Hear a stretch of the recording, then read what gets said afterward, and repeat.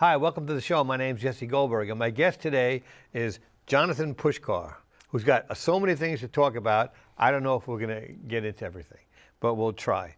Johnathan, you were here before. I was, right. Many years ago, but it's good to be back. Thanks for having me. Johnathan is this guy who does a lot of things. He's an artist, a signed artist for a record label, Gem Records, and he's a social media guy. And you said something else, some widgets, not widgets, the Lego or something. Yeah. You do Lego or something, and you do a lot of things. Anyway, and very interesting type of songs he does. It's like 60s stuff, but not 60s like classic rock, different kind of 60s. I can't explain it. Yeah, Monkeys, call it stuff like that. I call it like 1964 radio hits meets Stacy's mom. It's kind of like that. It's retro rock is the term I like to use. All right, retro rock. We're just calling it right now. So anyway, let's start from the beginning. Where are you from? I'm from just south of Pittsburgh, Pennsylvania. Right. I grew up there playing in a Beatles tribute band, actually. I was Ringo in the band, and that's kind of where I got my start in the music business because I ended up managing the band and doing our social media at the time, so it really taught me the tactical ways of booking gigs, promoting a band, networking, so on and so forth. When did you come to Nashville? Well, I was in that Beatles tribute band all through high school, and then I moved to Nashville to attend Belmont University in the fall of 2014. So I did my 4 years there, and it's interesting, you know. Do you have a music business degree or something? I have minored in music business. I majored in public relations, so I kind of married the two with the social media marketing, music business, and it made a little more sense for me to do that education track. So I saw you have a bunch of videos on YouTube, right? And one of them I saw you playing the drums. So I guess you play. What do you play? Drums and guitar? Yeah, I play everything. I play guitar, bass, drums, and every now and then I play the lottery too. Yeah, do you play keyboard at all? No keys. No keys. Anyway, you got this one video I saw that you do like 20 monkey songs or something like that. Yeah, we did that a couple months ago. With the guys who originally played with the Monkees. Yeah, it was an absolute blast. It was over at Wind Down Nashville here in town, and that's owned by John and Amy Billings. John Billings plays bass with Mickey Dolenz now, but he's been with the Monkees for years. And at that gig, we had Sandy Gennaro on drums, who played with the Monkees for over a decade. And prior to that, he was with Joan Jett, Cyndi Lauper, so many big hits. And then my buddy Philip Schaus was on lead guitar, and he's out with Accept right now, and he plays with Gene Simmons and all kinds of guys. And then I was singing lead and playing a little 12-string guitar that night. So we had quite the hodgepodge of musical backgrounds, but it came out and we played just about every Monkees hit in the book and even some of the deep cuts. Right, and I also saw one where you played with Billy J. Kramer. Yeah. The Bad to Me guy? Yeah, a couple years ago at the NAMM show in Los Angeles. Billy was there, and I got to get up with my friends Bill Cinque and Jeff Allen Ross and did Bad to Me with Billy J. Kramer. So me being a 60s music fan, that was about as cool as it You're could so get. young, what brought you to 60s music like that? Especially that kind of 60s music. Most people now are into like Led Zeppelin and the Pink Floyd and all that kind of classic rock type of stuff. What brought you to like, you did one I really like, you did a cover of Snoopy's Christmas. Yeah, with, yeah. You know, with Snoopy and the Red Baron are together, and Red Baron's just about to get him. He says, "Merry Christmas, mein Freund." Yeah. I'm a big 60s music fan, particularly like from 62 to 65. I love it all, but that's like really the sweet spot for me. I mean, I think 1965 is one of the greatest years in pop music ever. You get the Beatles' Help and Rubber Soul, Beach Boys Today. You've got the Kinks at the top of their 60s. Rolling Stones, game, Satisfaction. Rolling Stones. Yeah, I mean, you just have so many big hits. But Right.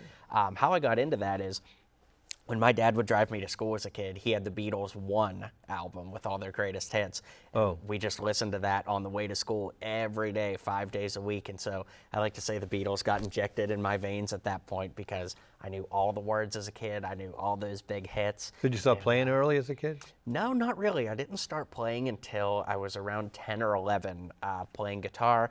I took some drum lessons earlier on, but didn't really stick with that. And then when my friends and I 8th grade going into high school started that Beatles tribute band, I was the only person that knew anything about drums, so I got relegated to drums and taught myself.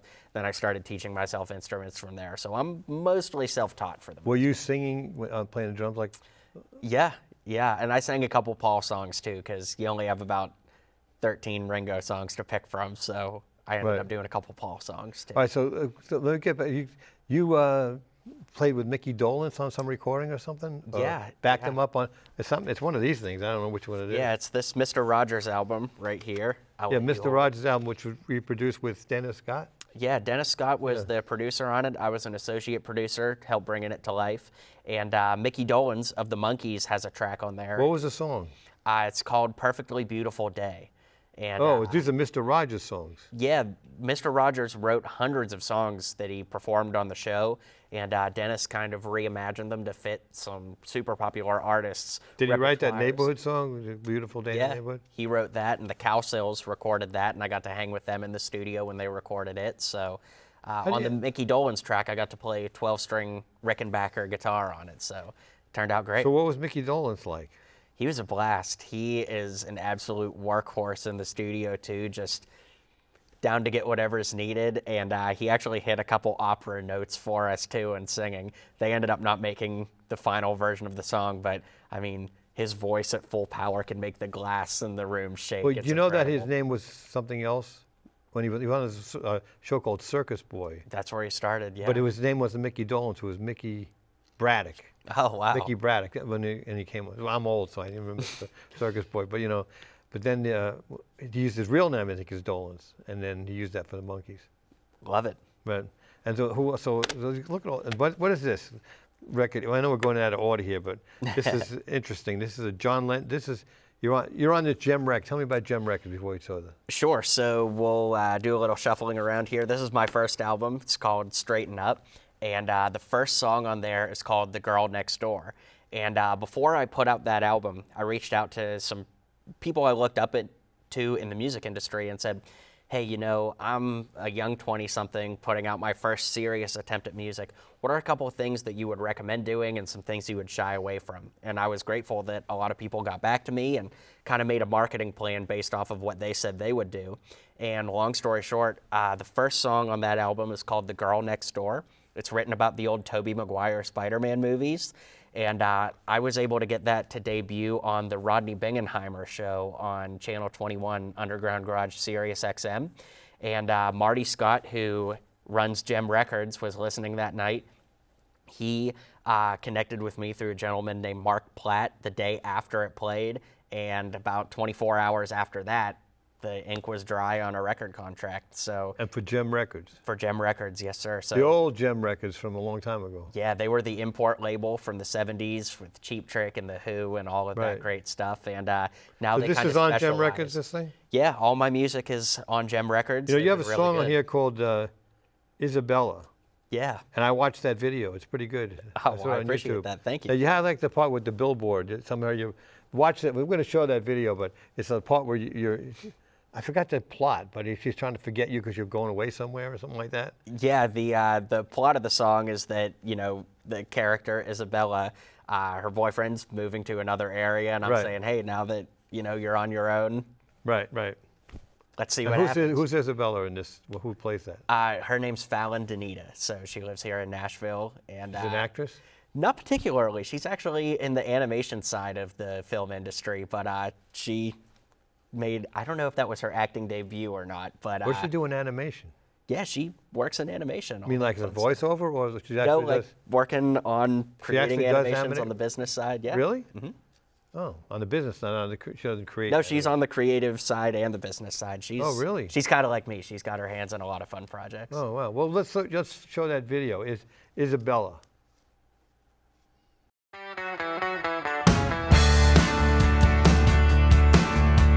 He's leaving on a plane from Boston in the morning. You knew this day would come and you didn't need a warning. He's going off to school to master architecture. When he takes off tomorrow, who will protect you? Now is the time. Don't wait another day. Isabella, take my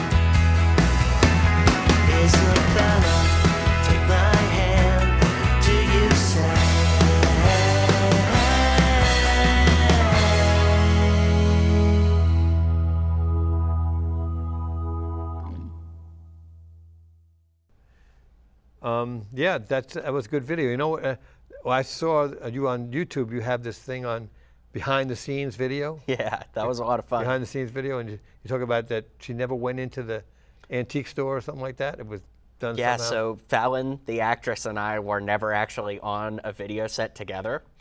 So it was kind of funny that they were able to stitch it together. A gentleman named Skip Stokes filmed that. And it's just such a Nashville story. I had him as a Lyft driver years and years ago, and we connected, and then he was able to do the music video. So that's the Nashville way. You never know who you're going to meet and where you're going to meet him. Yeah, that's Yeah. good. And anyway, we forgot to mention our studio audience. We do. We have a studio audience today Yep. of Jamie. Hey, Jamie. Jamie's in the studio audience, and she's also in a Beatles tribute band. Yeah, right? she's in a band girl, called Penny Lane, all girls Penny Lane, Beatles tribute band. That's my favorite Beatles song. There you go. Absolutely. Every time I hear Penny Lane, I smile. Maybe they'll be on the show someday. Yeah. Well, maybe get them singing or something like that. There you go.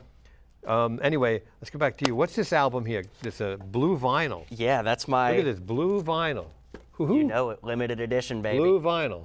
Yeah, that was, What can I get for it on eBay? it depends what you start This the is bid your at. second album? That's my second album. It's not released on CD, just vinyl? It's on CD as well. And Oh, there it is, Of course, okay. all my music is on the streaming places too. So no Right. matter how you like music, you can get it. Junior's Farm. Yeah, so on this album, Compositions, there's several tracks that have Jeff Britton as the drummer, and Jeff Britton was in Paul McCartney and Wings in 1974. Paul and Wings actually came here to Nashville. They were staying at a farmhouse out in Lebanon. I saw there's a whole article in the Nashville Scene about a year ago. not on too that. long ago. So, Right. yeah, he was here for an anniversary of that, and I got to meet him, and we connected. And the plan was to have him play on the second album, but of course, then COVID hit, so we had to do everything kind of digitally. So he recorded the tracks in Spain, and we were talking back and forth. But, you know, how many times do you get Paul McCartney's Wait, drummer he to play? recorded the tracks in Spain? Yep. Like you just throw the tracks over? So we recorded it here, and then we sent it to him in Spain. He recorded the drums and sent them back, and So then you recorded kind of every- like a Lego set. We all assembled it here. So But when you do it like that, I mean, it's usually the drums are on before anything, aren't they? yeah, so we had it to a click track so Right. that he could play to that. But Right. you know, how often do you get a drummer for Paul McCartney on your album? So I recorded Junior's Farm, which of course he played on the original, and that was pretty fun. Yeah. Yeah, I think I saw a video of that one too. there's a video of Yeah. that on. There's a lot of YouTube as videos. well. You got a lot of YouTube. I'm big into video because, you know, we talked briefly earlier about my Lego life with my brand Mini Superheroes Today, where I'm on YouTube, TikTok, and Instagram, and I'm always building Lego stuff, reviewing Lego stuff, and talking about news in that corner of the world. Legos, you're talking about the little things that stick together. Yeah, Lego sets my and bricks generation. and Yeah, figures right. and all that stuff. So, yeah, that's kind of the other life that I live. And I'm big into video because of that. So I have some stop motion animation videos that I've synced to my music that I've gotten to work with some awesome animators in that field. So, yeah, I just always love flexing the creativity muscle. And you never know what avenue it's going to take, music, Lego, or somewhere in between. Well, getting back to that Snoopy's Christmas thing, what made you do Snoopy's Christmas? That's my dad's favorite Christmas song. And I did that as a Christmas gift. Now for that him, was actually. that was the third Snoopy song. It was Snoopy versus the Red Baron by the Royal Guardsmen, and there was Snoopy Return of the Red Baron, and there's Snoopy's Christmas. Yep. And I told you this before, but the guy who wrote Snoopy's Christmas was the same guy who wrote What a Wonderful World, Amazing. and the same guy who wrote Can't Help Falling in Love with You with for Elvis. you know, Amazing. George A lot of David, big hits. George David Weiss. Wow. Yeah, he used to be the head of the Songwriters Guild Very cool. in New York. So yeah, I got to, you know, do that song for my dad for Christmas a couple years ago, and my mom really likes like 80s rock and 80s hair metal. So unfortunately, I don't know if I'll ever get to do a song for my mom the way I do for my dad because I'm a little more in the 60s field than the 80s. But Right. maybe someday, you never know. All right, what else we got here? There's another CD here. Yeah, we've got a Brian Wilson What is tribute this? album here What too. is this? Oh, we didn't talk about the John Lennon album, did we? We got so much to talk. Which came first? The John, John Lennon came first. Okay, in let's do the 2020. John Lennon album. Yeah, Now, what so- is this? We have a John Lennon tribute album put out by Gem Records. Yeah, so Gem Records go. started doing these annual tribute albums. we They're go. Gem Records Celebrates. Right. And the first one was in 2020 for John Lennon. And I did 2 tracks on that. I did I Call Your Name, the Beatles song, and Just Like Starting Over, the John song. And, being a huge Beatles fan, that was such a fun project to be a part of. And I actually got 2 really cool drummers to play on that. Sandy Gennaro from the Monkees we mentioned earlier played on Just Like Starting Over. And on I Call Your Name, Greg Bissonette played drums, who now tours with Ringo. So, Well, you on that video with the Monkees that you have on YouTube, you have those guys playing bass and drum, right? Yeah. Right. Yeah. Yeah. So you should watch that. Anybody out there, go to YouTube and just put your name in Johnathan Pushkar, and you'll see a bunch of videos. There's all kinds of videos waiting for you. Yeah, but the Monkees one is especially like you cut it up a little, like with a Yeah, it's a different montage. songs. Montage. Yeah. Yeah. Who else is on this album? Pretty much everybody that's signed to the Gem Records label. You've got the Weaklings, Midnight Callers, The all kinds of Gripweeds, great- the Anderson Council, Richard Barone. Richard Barone, who was Barone? in the Bongos back in the day. Oh, the Gold Needles, the Midnight Callers. Oh, there's no back. This isn't a. It's all framed. Where do you get these things? I've never seen that one. Yeah, they're everywhere. You Do they can have get a them from me website? online. You can get them Amazon, the whole But- shebang. Right. And so that was everybody did John Lennon songs. Correct. They didn't do any Paul McCartney songs, right? Only John Lennon. Right. Okay. I'm hoping we do a Paul album someday. I'd love that. But right now it's just John. Okay. Now you did another tribute album to Brian Wilson. Yeah, the next year in 2021, Brian Wilson was the artist. And Same guys doing the songs. yeah, all the Gem Records Right. label guys. And, the Beatles and the Beach Boys are my 2 favorite bands. It literally just depends what side of the bed I wake up on, whoever comes out on top that day. So your favorite Beatles albums is? My favorite Beatles album is probably Rubber Soul these days. I love Rubber Soul, but my favorite Beach Boys album is Today. Both of those albums came out in 1965. Most people say Pet Sounds. I like Pet Sounds a lot, but Today has like that perfect balance of surf rock, that it's kind of the Right. last twinge of surf rock, and then the B-side of Today has a lot of stuff that's similar to Pet Sounds. So to me, it's kind of a marriage of like the 2 Right. different eras of Beach A lot of Boys people say songs. Rubber Soul is their favorite album Yeah, it's a great album. because it's in between the early and the. Kind of like the Beach It's Boys. the It's like it's the it gets you the transition. best of both worlds. So what did you do on this Beach Boy thing? Brian on, Wilson thing. On the Brian Wilson album, I did Please Let Me Wonder, which I just love that I song. didn't even know that song. Yeah, it was. It's on Beach Boys Today, and okay. also Dance, Dance, Dance, which is on Today. But I threw in a little Beach Boys Easter egg at the end, so it's Dance, Dance, Dance builds up, and then I go into Do You Wanna Dance, the Beach Oh. Boys song. So They didn't do that originally, right? no, somebody else. Bobby did that. Rydell was the original Do You Wanna Dance. Really? I thought it was another group. Okay. A lot of people did it. Yeah. But yes. So you did 2 songs on this? I did those 2, and Oh. then I also have a third one that's a duet with Richard Barone, and we did I Get Around. So Oh, I Get I'm Around. singing the Everybody knows bass that part that Mike does, and he's doing the high Brian Wilson part, and that's a lot of fun. There's a music video for that one, too. I didn't see that one. Yep. Missed that one. So we out of this stuff? Yeah, we're out of this stuff. So we got all kinds of So- albums here. All right. So let's go to your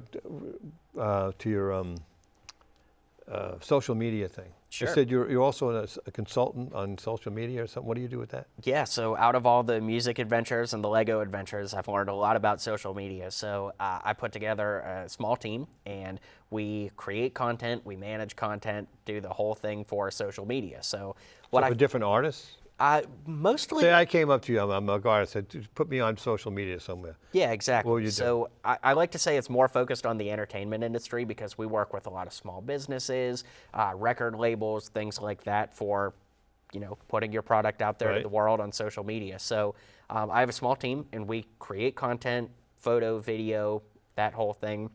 And then I do one-on-one coaching and consulting too with branding, figuring out social media strategy for clients. And it's a lot of fun because every project is its own thing. I work with bands, solo artists, small businesses, authors. If you name it, I've worked with them in the entertainment field. So it's a lot of fun, and every single one is its own thing. So I love the challenge of it. So it could be somebody, a band, say, make me famous. It could be an individual who has a certain little project. Yep. to want Sometimes to- we're promoting an overall band or artist. Sometimes we're working on a campaign for a single or an album. Literally every time the phone rings, it's a different project, which would drive some people crazy, but I love how it keeps me on my toes and it's fresh and it's something new every day.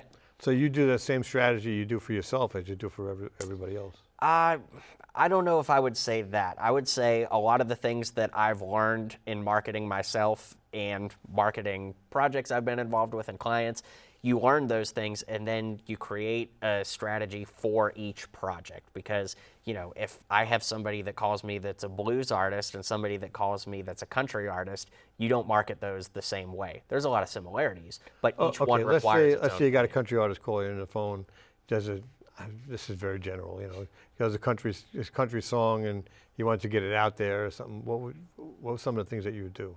Yeah, so the best places you want to be these days are, in my opinion, Instagram, TikTok, and YouTube. Facebook is still pretty important too, but it all comes down to your age demographics and what makes the most sense.